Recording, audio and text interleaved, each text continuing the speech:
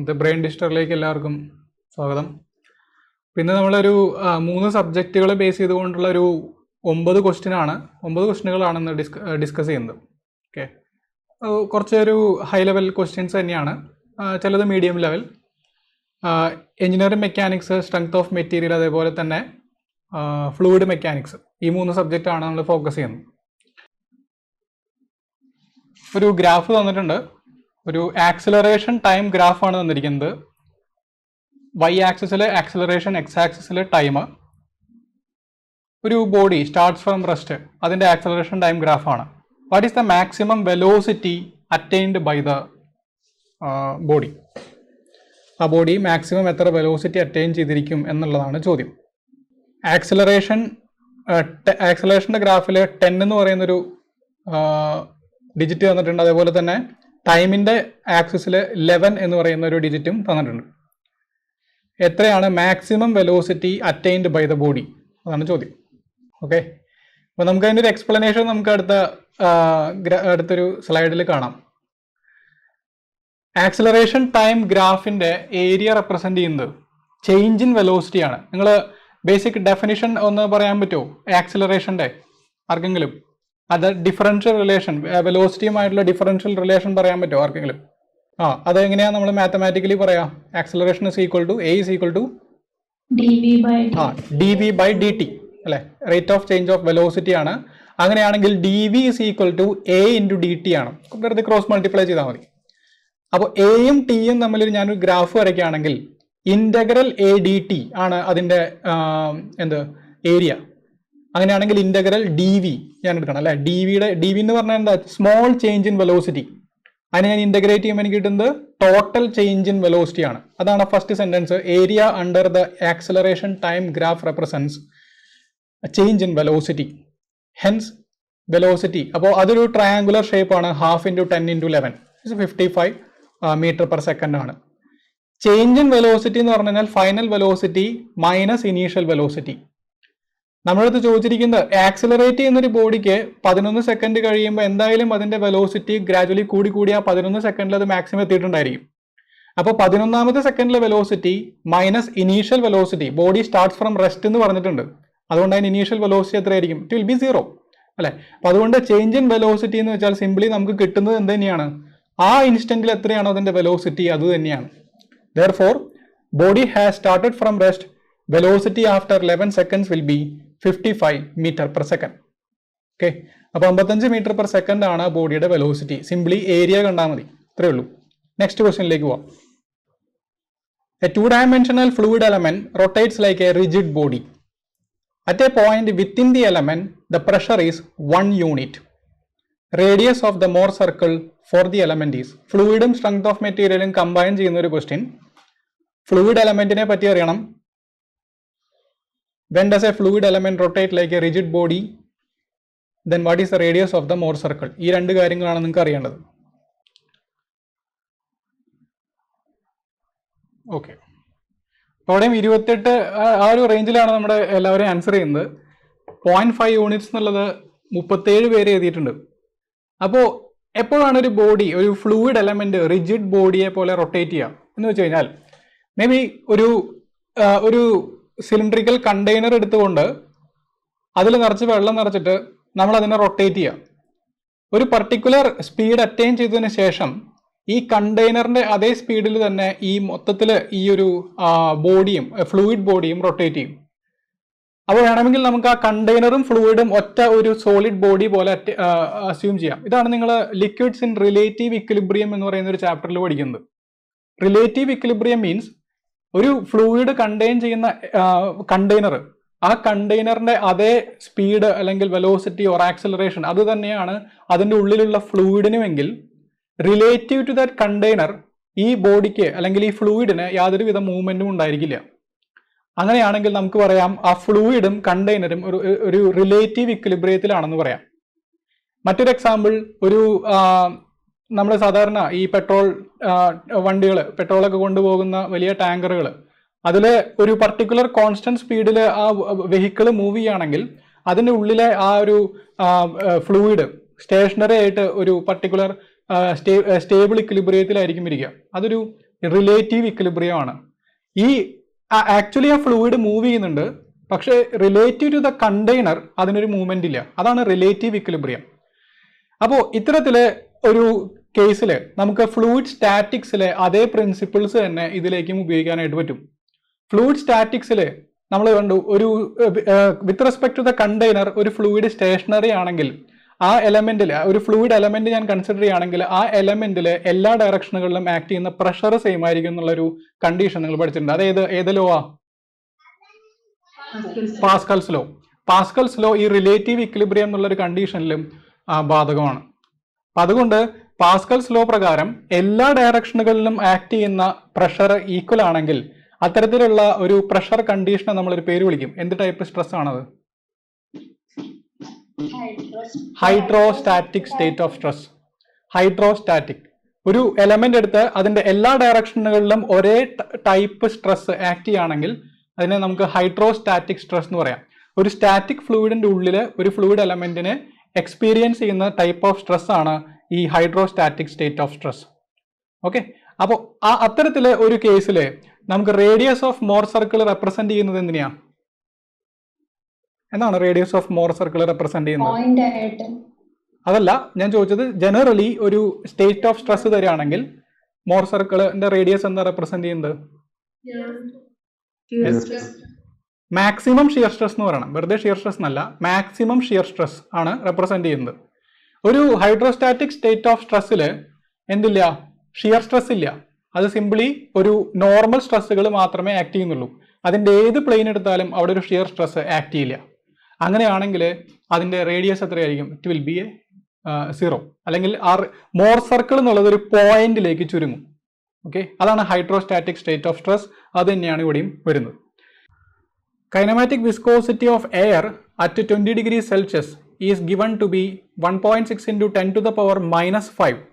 10 to the power minus 5 എന്നാണ് കേട്ടോ അത്, meter square per second. Kinematic viscosity at 70 degrees Celsius will be approximately 2.2 into 10 to the power minus 5, 1.6 into 10 to the power minus 5, 1.2 into 10 to the power minus 5, or 1 into 10 to the power minus 5. 30 പേര് ശരിയാക്കിയിട്ടുണ്ട്. അതായത് 46 പേര് 1.6 എന്ന് തന്നെ എഴുതിയിട്ടുണ്ട്. അത് എന്തായാലും അല്ല, temperature മാറുമ്പോൾ എന്തായാലും കൈനമാറ്റിക് വിസ്കോസിറ്റി മാറും. ഇവിടെ നമുക്ക് ഫോർമുലകൾ അറിയോ എന്നുള്ളതല്ല അവിടെ ഉദ്ദേശിക്കുന്നത്. ഈ ക്വസ്റ്റ്യൻ ബേസിക്കലി നിങ്ങൾക്കൊരു കാര്യം അറിയോ എന്നുള്ളത് ചെക്ക് ചെയ്യാൻ മാത്രമേ ചെയ്യുന്നുള്ളൂ. അതായത് വിസ്കോസിറ്റി എങ്ങനെ with respect to temperature vary ചെയ്യുന്നു എന്നുള്ളൊരു കണ്ടീഷൻ മാത്രമേ അറിയണ്ടൂ. വിസ്കോസിറ്റി എന്ന് വെച്ചാൽ റെസിസ്റ്റൻസ് ടു ഫ്ലോ ആണ്. ലിക്വിഡ്സിന്റെ കേസിലെ വിസ്കോസിറ്റിയുടെ മെയിൻ റീസൺ ഡ്യൂ ടു എന്തുകൊണ്ടാണ് ലിക്വിഡ്സില്? കൊഹിഷൻ ആണ്. ഗ്യാസസില് കൊളീഷൻ അല്ലെങ്കിൽ മോളിക്കുലാർ മൊമെന്റം ട്രാൻസ്ഫർ എന്ന് പറയാം. ഈ മൊമെന്റം ട്രാൻസ്ഫർ അല്ലെങ്കിൽ മോളിക്യൂൾസ് തമ്മിലുള്ള ഈ കൂട്ടിയിടികള് ടെമ്പറേച്ചർ കൂടുമ്പോൾ എന്ത് സംഭവിക്കും? കൂടും. അപ്പോ ഗ്യാസിന്റെ വിസ്കോസിറ്റി ടെമ്പറേച്ചർ കൂടുമ്പോൾ ഇൻക്രീസ് ചെയ്യണം. ഇവിടെ 1.6 മേലെയുള്ള ഏത് വാല്യൂ ഉള്ളൂ? 2.2. ഓക്കെ, എത്രയുള്ളൂ ഇവിടെ ഉദ്ദേശിക്കുന്നത്. അല്ലാതെ നിങ്ങൾ ഫോർമുല ഒന്നും ഉപയോഗിക്കാൻ, ബാക്കിയുള്ള തന്നിരിക്കുന്ന എല്ലാ വാല്യൂസും 1.6 താഴെയാണ്. ഓക്കെ, അപ്പൊ എയർ എന്നുള്ളത് ഒരു ഗ്യാഷ്യസ് മിക്സ്ചർ ആണ്, അല്ലെങ്കിൽ നമുക്കൊരു ഗ്യാസ് ആയിട്ട് തന്നെ വേണമെങ്കിൽ എടുക്കാം. അപ്പോൾ ഗ്യാസുകൾ കാണിക്കുന്ന എല്ലാ സ്വഭാവവും ഈ എയറും കാണിക്കും. അപ്പൊ അങ്ങനെയാണെങ്കിൽ 20 ഡിഗ്രി സെൽഷ്യസിലുള്ള വിസ്കോസിറ്റിയേക്കാൾ കൂടുതലായിരിക്കും അതിന്റെ 70 ഡിഗ്രി സെൽഷ്യസിലെ വിസ്കോസിറ്റി. Okay, then next question. ഒരു ബോൾ മുകളിലേക്ക് എറിഞ്ഞു, ഒരു ബോൾ അതേസമയം അതേ വെലോസിറ്റിയിൽ തന്നെ താഴേക്ക് എറിഞ്ഞു. അങ്ങനെയാണെങ്കിൽ രണ്ടുപേരും അവസാനം എന്തായാലും ഗ്രൗണ്ടിലെത്തും, ഗ്രാവിറ്റി കാരണം. അപ്പൊ അങ്ങനെ ഗ്രൗണ്ടിൽ എത്തുമ്പോൾ ഏത് ബോളായിരിക്കും കൂടുതൽ വെലോസിറ്റിയിൽ എത്തുക എന്നുള്ളതാണ് ചോദ്യം. സെയിം ഫോർ ബോത്ത് ബോൾസ് എന്നുള്ളത് 43 പേരാണ് ശരിയാക്കിയത്. പലർക്കും 27 പേർക്ക് ഗ്രേറ്റർ ഫോർ ബോൾ എ എന്നുള്ളൊരു കൺഫ്യൂഷൻ വന്നിട്ടുണ്ടായിരിക്കും. ഇവിടെ ഉദ്ദേശിക്കുന്നത് ഇത്രയേ ഉള്ളൂ, ഒരു ബിൽഡിങ്ങിന്റെ ഒരേ പൊസിഷനിൽ നിന്നാണ് നമ്മൾ ഒരു ബോൾ മുകളിലേക്കും ഒരു ബോൾ താഴേക്കും എറിയുന്നത്. ഈ മുകളിലേക്ക് പോകുന്ന ബോള് നമുക്ക് പ്രൊജക്ടൈലിൽ ബേസിക്കലി പഠിക്കുന്ന ഒരു കാര്യമുണ്ട്. ഒരു ബോൾ ഞാൻ ഇവിടുന്ന് പ്രൊജക്ട് ചെയ്ത് കഴിഞ്ഞാൽ ആ പ്രൊജക്ട് ചെയ്യുന്ന വെലോസിറ്റിയാണ് വെലോസിറ്റി ഓഫ് പ്രൊജക്ഷൻ. അത് തിരിച്ച് ആ ഹൊറിസോണ്ടൽ ഗ്രൗണ്ടിൽ വന്ന് ഹിറ്റ് ചെയ്യുന്ന വെലോസിറ്റിയും എത്ര തന്നെയായിരിക്കും? ഇറ്റ് വിൽ ബി സെയിം അല്ലെ. വെലോസിറ്റി ഓഫ് പ്രൊജക്ഷൻ എന്ന് പറയുന്നതും ആ ഹൊറിസോണ്ടൽ ലെവലിൽ അത് അവിടെ വന്ന് ഹിറ്റ് ചെയ്യുന്നതും ഒരേ വെലോസിറ്റിയിലായിരിക്കും.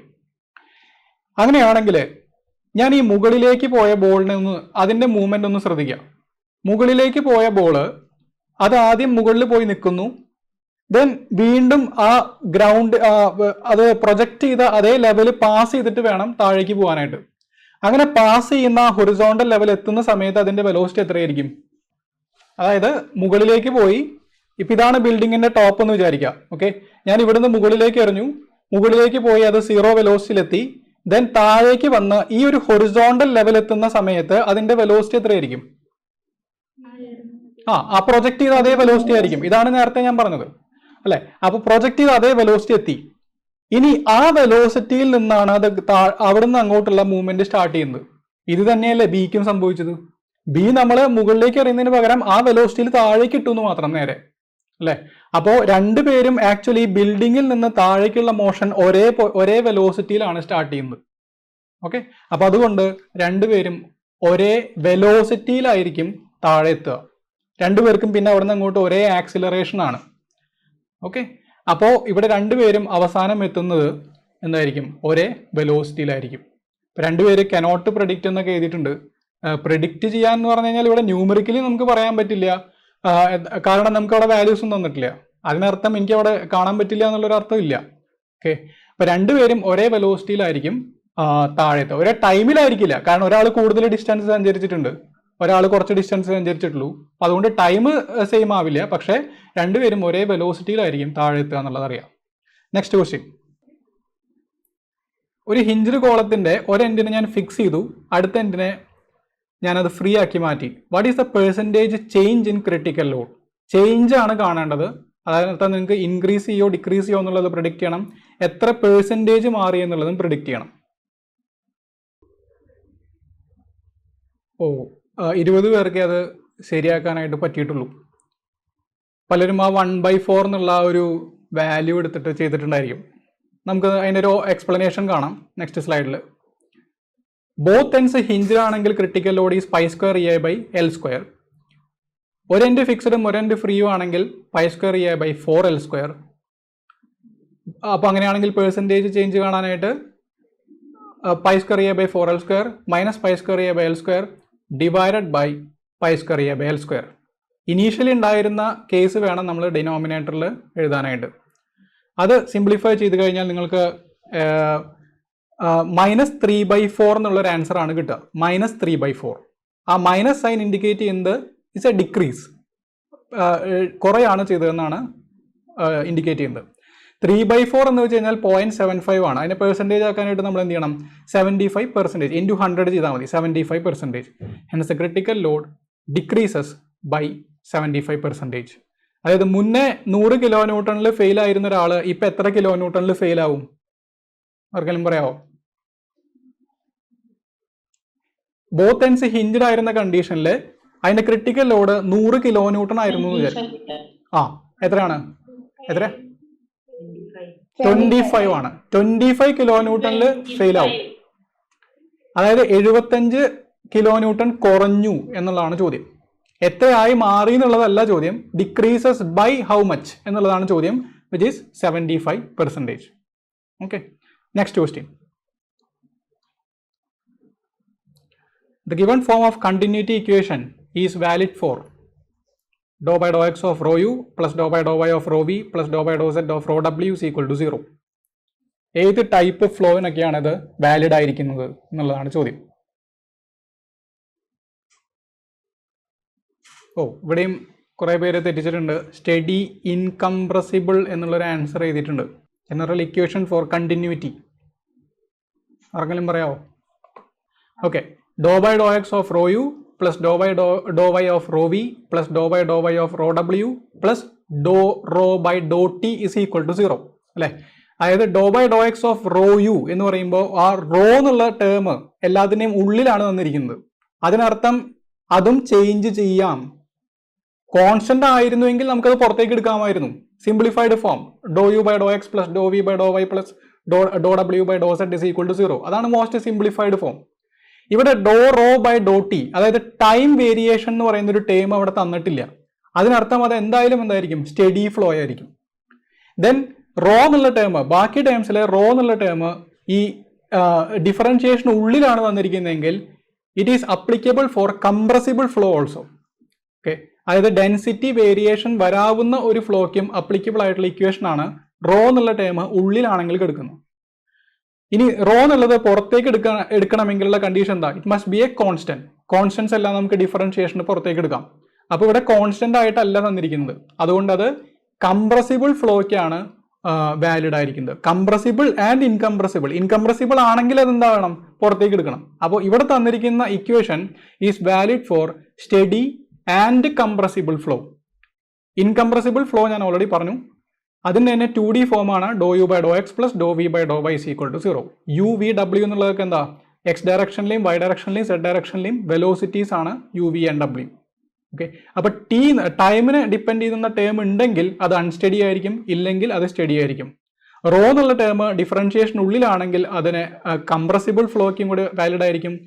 ഡിഫറൻഷിയേഷന് പുറത്താണെങ്കിൽ അതിനെ നമുക്ക് ഇൻകംപ്രസിബിൾ ഫ്ലോയ്ക്കാണ് അത് അപ്ലിക്കബിൾ ആവുക. Okay, 7th question. A particle is projected at a 60 degree to the horizontal with a kinetic energy K. Kinetic energy at the highest point will be. Okay, 0 കാണുമ്പോൾ നമുക്കൊരു അട്രാക്ഷൻ ആണല്ലേ, ഇന്ത്യക്കാർ കണ്ടുപിടിച്ചതുകൊണ്ടാവാം അതിനോടൊരു താല്പര്യം. 0 അല്ല എന്തായാലും ആൻസർ. കൈനറ്റിക് എനർജി ഇല്ലെങ്കിൽ അത് മൂവ് ചെയ്യടോ, അത്രേ ആലോചിച്ചാൽ പോരെ. അതവിടെ മോഷൻ കണ്ടിന്യൂ ചെയ്യുന്നുണ്ട്, അവിടെ പിന്നെ എങ്ങനെ അത് മൂവ് ചെയ്യുന്നു എന്നുള്ളത് ആലോചിച്ചാൽ മതി. അതിന് ടോപ്പ് പൊസിഷൻ ആണെങ്കിലും ഹൊറിസോണ്ടലി അതിനൊരു മൂവ്മെന്റ് ഉണ്ട് എന്നുള്ളത് ശ്രദ്ധിക്കുക. അതാണ് നിങ്ങൾക്ക് മിസ് ചെയ്തു പോകുന്ന. നിങ്ങൾ എപ്പോഴും മുകളിലേക്ക് എറിയുന്നത് ആലോചിക്കരുത്. മുകളിലേക്ക് നേരെ വെർട്ടിക്കലി എറിഞ്ഞു കഴിഞ്ഞാൽ മുകളിൽ പോയിട്ട് അത് നിൽക്കും, കാരണം അവിടെ മൂവ്മെന്റ് ഇല്ല. ടെമ്പററിലി അതൊരു സ്റ്റാറ്റിക് കണ്ടീഷനിലേക്ക് വരുന്നുണ്ട്. പക്ഷേ ഇൻക്ലൈൻഡ് ആയിട്ട് ഞാൻ പ്രൊജക്ട് ചെയ്ത് കഴിഞ്ഞാൽ അതിനൊരു കണ്ടിന്യൂസ് മൂവ്മെന്റ് ഉണ്ട്. ഈ മൂവ്മെന്റ് 2 ടൈപ്പ് മൂവ്മെന്റ് ആണ്. ഒന്നൊരു വെർട്ടിക്കൽ മൂവ്മെന്റ് ഉണ്ട്, ഒരു ഹൊറിസോണ്ടൽ മൂവ്മെന്റ് ഉണ്ട്. ആ വെർട്ടിക്കൽ മൂവ്മെന്റ് കൊടുക്കുന്ന കോമ്പോണന്റ് ഓഫ് വെലോസിറ്റി ആണ് vertical component of velocity. Then horizontal component of velocity അതിനൊരു ഹൊറിസോണ്ടൽ മൂവ്മെന്റും കൊടുക്കുന്നു. ഏത് കോമ്പോണന്റ് ആണ് കോൺസ്റ്റന്റ് ആയി നിൽക്കുക ഒരു പ്രൊജക്ടൈൽ മോഷനിൽ? Horizontal component. Horizontal component is independent of gravity. Gravity affect ചെയ്യാത്ത ഒരു കോമ്പോണന്റ് ആണ് ഹൊറിസോണ്ടൽ കോമ്പോണന്റ്. അതുകൊണ്ട് throughout motion it will be a constant. പക്ഷേ വെർട്ടിക്കൽ കോമ്പോണന്റിനെ താഴേക്ക് പിടിച്ച് വലിക്കുന്ന ഒരാളുണ്ട്, ഗ്രാവിറ്റി. അതുകൊണ്ട് വെർട്ടിക്കൽ കോമ്പോണന്റ് കണ്ടിന്യൂസ്ലി വാരീസ്. അതുകൊണ്ടാണ് അതൊരു ടോപ്പ് പൊസിഷനിൽ എത്തിയിട്ട് പിന്നെ തിരിച്ചു വരുന്നത്. ഓക്കെ, നമുക്ക് അതിൻ്റെ ഒരു എക്സ്പ്ലനേഷൻ നോക്കാം. ഇവിടുന്ന് പ്രൊജക്ട് ചെയ്യുന്ന വെലോസിറ്റി v ആണെങ്കിൽ അതിന്റെ horizontal component is v cos 60. cos 60 എന്ന് വെച്ചാൽ 1/2 ആണ്, therefore v/2. ഇനി ഇവിടുന്ന് പ്രൊജക്ട് ചെയ്യുന്ന വെലോസിറ്റി v ആണെങ്കിൽ അതിലുള്ള ടോട്ടൽ കൈനറ്റിക് എനർജി എന്ന് വെച്ചാൽ ½ mv² ആണ്. ഈ v എന്ന് പറയുന്നത് അതിന്റെ റിസൾട്ടന്റ് വെലോസിറ്റി ആണ്, നമ്മൾ പ്രൊജക്ട് ചെയ്യുന്ന വെലോസിറ്റി ആണ്. അത് ആ complete component of kinetic energy 2 കോമ്പോണന്റും ഹൊറിസോണ്ടൽ വെർട്ടിക്കൽ കോമ്പോണന്റ് എല്ലാം ചേർന്നിട്ടുള്ളതാണ് v. അപ്പോൾ അതുകൊണ്ട് അതിനെ പ്രൊജക്ട് ചെയ്യുന്ന സമയത്ത് അതിന് ടോട്ടൽ കൈനറ്റിക് എനർജി എത്രയായിരിക്കും? Which is equal to ½ mv². Top പൊസിഷനിൽ എത്തുമ്പോൾ അതിന് ഹൊറിസോണ്ടൽ കോമ്പോണന്റ് ഓഫ് വെലോസിറ്റി മാത്രമേ ഉള്ളൂ, further vertical component of velocity ഇല്ല. അതുകൊണ്ടാണ് അത് ഫർദർ മുകളിലേക്ക് പോകാത്തത്. ഹൊറിസോണ്ടൽ കോമ്പോണന്റ് ഓഫ് വെലോസിറ്റി എത്രയാണ്? v/2. അങ്ങനെയാണെങ്കിൽ അവിടുത്തെ കൈനറ്റിക് എനർജി എത്രയായിരിക്കും? ½ m × v/2² ആയിരിക്കും, which is equal to 1/4 of ½ mv². അങ്ങനെയാണെങ്കിൽ k/4 ആയിരിക്കും അതിന്റെ കൈനറ്റിക് എനർജി, ടോപ്പ് പൊസിഷനിലെ കൈനറ്റിക് എനർജി എന്ന് പറയുന്നത്. ഓക്കെ, അപ്പോൾ ടോപ്പ് പൊസിഷനിൽ 1/4, അത് depends on the angle of projection. Okay, 60, അത് ബൈ ഹാർട്ട് പഠിച്ചു വയ്ക്കരുത്. 60 ഡിഗ്രിയിലാണ് പ്രൊജക്ട് ചെയ്യുന്നെങ്കിലുള്ള കേസാണ്. ഹൊറിസോണ്ടൽ കോമ്പോണന്റ് ഓഫ് വെലോസിറ്റി കണ്ടുപിടിക്കുക, അതിന് കറസ്പോണ്ടിങ് ആയിട്ടുള്ള കൈനറ്റിക് എനർജി ആയിരിക്കും ടോപ്പ് പൊസിഷനിൽ ഉണ്ടായിരിക്കുക. Okay, A simply supported beam is loaded as shown in the figure. The maximum shear force in the beam is. Comparatively simpler ആയിട്ടുള്ള ഒരു question ആണ്. 3 ലോഡൊക്കെ ഉണ്ട്, ഒരു ഭീകരാവസ്ഥ ഉണ്ടെങ്കിലും സിമ്പിൾ ലോഡിംഗ് ആണ് തന്നിരിക്കുന്നത്. ഒരു ക്ലൂ തരാം, ഇറ്റ്സ് എ സിമെട്രിക് ലോഡിംഗ്. അതിൽ 2W, ഇത് കുറേ പേര് ശരിയാക്കിയിട്ടുണ്ട്. കമ്പാരിറ്റീവ്ലി എളുപ്പമായിരുന്ന ക്വസ്റ്റ്യൻ 63 പേര് അത് ശരിയാക്കിയിട്ടുണ്ട്. നമുക്ക് അതിൻ്റെ ഒരു എക്സ്പ്ലനേഷൻ വേഗം ഒന്ന് കാണാം. ഒരു എളുപ്പമാണ് ഈ ഷിയർ ഫോഴ്സ് ഡയഗ്രം എന്ന് പറയുന്നത്. അതിന്റെ സപ്പോർട്ട് റിയാക്ഷൻസ് 2W ആയിരിക്കും. അത് നമുക്ക് എളുപ്പമായിട്ട് കിട്ടും. എങ്ങനെയാ? വെർട്ടിക്കലി ആക്ട് ചെയ്യുന്ന ടോട്ടൽ ലോഡ് എന്ന് പറയുന്നത് W plus 2W plus W, അതായത് 4W ആണ് ടോട്ടലി താഴേക്ക് ആക്ട് ചെയ്യുന്ന ലോഡ്. അതിന് രണ്ട് സപ്പോർട്ടുകളും ഈക്വൽ ആയിട്ട് ഷെയർ ചെയ്തെടുക്കുന്നു. അതുകൊണ്ട് ഓരോ സപ്പോർട്ടിലെയും ലോഡ് എന്ന് പറയുന്നത് 2W ആയിരിക്കും. നമ്മുടെ ഷിയർ ഫോഴ്സ് ഡയഗ്രം തുടങ്ങുന്നത് തന്നെ 2W എന്ന് പറയുന്ന ലോഡിലാണ്. അതിനുശേഷം ഞാൻ ലെഫ്റ്റിൽ നിന്ന് തുടങ്ങുമ്പോൾ ഫോഴ്സിന്റെ അതേ ഡയറക്ഷനിൽ വരച്ചു 2W. ദെൻ അടുത്ത W വരെ വേറെ ലോഡുകളൊന്നും ഇല്ലാത്തതുകൊണ്ട് ഹൊറിസോണ്ടൽ ലൈൻ ആയിരിക്കും. ദെൻ -W താഴേക്കാണ് നിൽക്കുന്നത്, അതുകൊണ്ട് റിസൾട്ടന്റ് ആയിട്ട് അവിടുത്തെ ഷിയർ ഫോഴ്സ് W താഴുന്നു. ഈ ഡയഗ്രം നിങ്ങൾ കണ്ടിന്യൂ ചെയ്ത് കഴിഞ്ഞാൽ നിങ്ങൾക്ക് കിട്ടുന്നത് maximum magnitude of shear force എന്നുള്ളത് എത്ര തന്നെയാണ്? ആ സപ്പോർട്ടുകളിൽ വരുന്ന 2W എന്ന് പറയുന്ന ഫോഴ്സ് ആണ്, ഷിയർ ഫോഴ്സ് ആണ്. ഓക്കെ, അതുകൊണ്ട് എൻറ്റയർ ബീമിൽ മാക്സിമം ജനറേറ്റ് ചെയ്യുന്ന shear force will be 2W. Okay, in laminar flow of water through a circular pipe having diameter 0.1 meter, viscosity 1 centipoise ആണത് Cp, with velocity at the axis of the pipe is 1 centimeter per second. What is the Reynolds number? Reynolds number ന് ആവശ്യമുള്ള എല്ലാ കാര്യങ്ങളും അതിൽ തന്നിട്ടുണ്ട്. Direct substitution 500 എന്നുള്ളൊരു answer 14 പേർക്ക് മാത്രമേ ചെയ്യാൻ പറ്റിയിട്ടുള്ളൂ. നമുക്ക് അതിൻ്റെ എക്സ്പ്ലനേഷൻ നോക്കാം. ഇവിടെ പലരും വരുത്തുന്ന ഒരു മിസ്റ്റേക്ക് വെലോസിറ്റി എന്ന് പറയുന്ന ആളിലാണ്. എക്സ്പ്ലനേഷൻ നോക്കാം നെക്സ്റ്റ് സ്ലൈഡിൽ. റെയ്നോൾഡ്സ് നമ്പറിന്റെ ബേസിക് ഇക്വേഷൻ ആർക്കും പറഞ്ഞു തരേണ്ട ആവശ്യം ഉണ്ടാവില്ല. That is ρVd/μ. റോ എന്നുള്ളതും കുഴപ്പമില്ല, വാട്ടർ ആണ്, ഡെൻസിറ്റി 1000 kg/m³. പക്ഷെ വെലോസിറ്റി, റെയ്നോൾഡ്സ് നമ്പറിലെ വെലോസിറ്റി എന്ന് പറയുന്നത് ആവറേജ് വെലോസിറ്റി ആണ്. ആവറേജ് വെലോസിറ്റി ഒരു ലാമിനാർ ഫ്ലോയിൽ through a circular pipe, average velocity is half of maximum velocity. പൈപ്പിലൂടെയുള്ള വെലോസിറ്റിയുടെ മാക്സിമത്തിന്റെ ഹാഫ് ആയിരിക്കും എന്ത്? Average velocity. ഒരു പൈപ്പിൽ ലാമിനാർ ഫ്ലോയിൽ ഒരു പൈപ്പിൽ കൂടെ ഒഴുകുമ്പോൾ മാക്സിമം വെലോസിറ്റി വരുന്നത് അതിന്റെ സെന്ററിലായിരിക്കും, അല്ലെങ്കിൽ പൈപ്പിന്റെ ആക്സിസിലായിരിക്കും. അതാണ് നമുക്ക് തന്നിരിക്കുന്നത് ഈ ക്വസ്റ്റ്യനിൽ. ഓക്കെ, അപ്പൊ അതുകൊണ്ട് അവിടെ ആ ഒരു മിസ്റ്റേക്ക് ആണ് പലർക്കും പറ്റിയിട്ടുണ്ടായിരിക്കുക. That is equal to 1 cm/s ആണ് ആക്സൽ വെലോസിറ്റി എങ്കിൽ ആവറേജ് വെലോസിറ്റി ഈസ് 0.5 cm/s അല്ലെങ്കിൽ 0.005 m/s. ഇനി സെന്റിപോയ്സിനെ പോയ്സിലേക്ക് മാറ്റാനായിട്ട് പോയ്സിലേക്ക് മാറ്റാനായിട്ട് 10⁻⁻² പോയ്സ്, അതിനെ പാസ്കൽ സെക്കൻഡിലേക്ക് മാറ്റാനായിട്ട് ഒരു 10 കൊണ്ട് വീണ്ടും ഡിവൈഡ് ചെയ്യണം. Therefore it is 0.001 Pascal second.